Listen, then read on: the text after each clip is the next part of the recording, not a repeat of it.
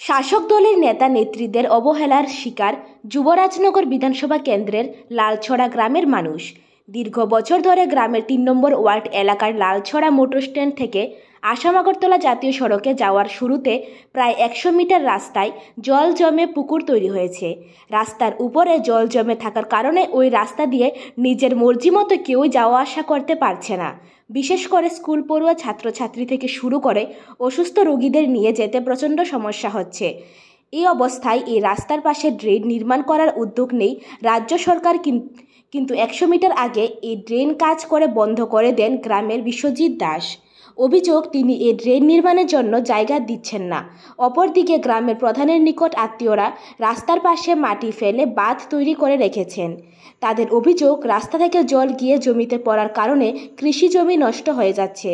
এমতো অবস্থায় বেশ কয়েকবার এলাকার পঞ্চায়েত সমিতির চেয়ারম্যান শ্রীপদ দাস, নারী নেত্রী মলিনা দেবনাথ এলাকায় গিয়েছেন এই সমস্যা সমাধানের জন্য, কিন্তু কেউই এই সমস্যা সমাধান করতে পারেননি।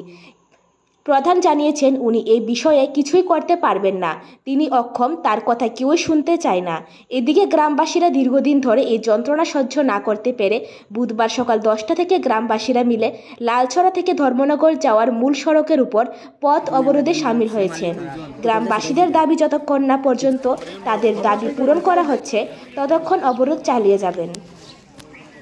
ছিলেন গত এক বছর আগে এটা যখন রাস্তাটা ড্রেনটা ব্লক ছিল, এইভাবে জলের অসুবিধা ছিল, অনেকগুলা স্কুটি অনেকগুলা টুকটুক বিকলাঙ্গ হয়ে গেছে।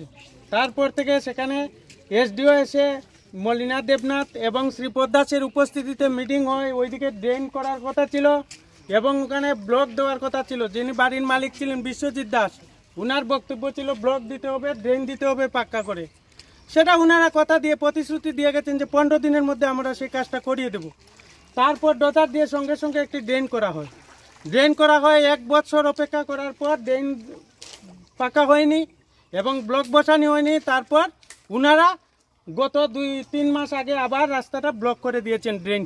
ড্রেনটা ব্লক করে দিয়েছেন। আজ অবধি বৃষ্টি পড়ছে, বাস রাস্তা বন্ধ। আমরা 1 মাস থেকে খুব দুর্ভোগ পোয়াচ্ছি। এখান থেকে কোনো টুকটুক যাওয়া যায় না, কোনো স্কুটি যাওয়া যায় না, কোনো বাইক যাওয়া যায় না।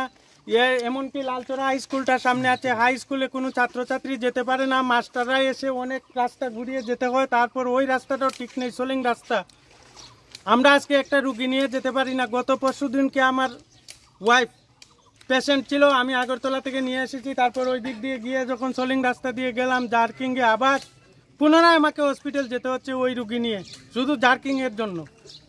তো এইভাবে যদি চলতে থাকে, আমাদের গ্রামবাসীরা কি অপরাধ করেছি? আমি 5খানি জায়গার উপর দিয়ে রাস্তা দিয়েছি, এই রাস্তা, কিন্তু আজকে এই সামান্য 1 জায়গার উপরে 10 জায়গা ড্রেন করতে প্রশাসনের কেউই আসেনি বা পিডাব্লিউডির কেউ আসেনি। যিনি কন্ট্রাক্টর এই রাস্তার কন্ট্রাক্ট পেয়েছিলেন, কাজ করেছেন, উনিও এই রাস্তাতে কোনো উপযোগী ব্যবস্থা নেননি, যার ফলে আজ আমাদের এই দুর্দশা।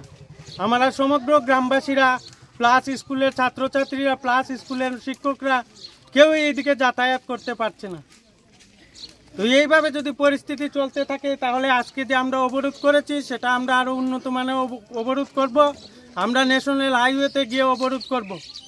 আমরা চাই সেটা যাতে কোনো একটা সুরাহা হয়, আমরা যাতে রাস্তা দিয়ে সহজে চলতে পারি, সেটাই আমাদের রিপোর্ট, জনদর্পণ।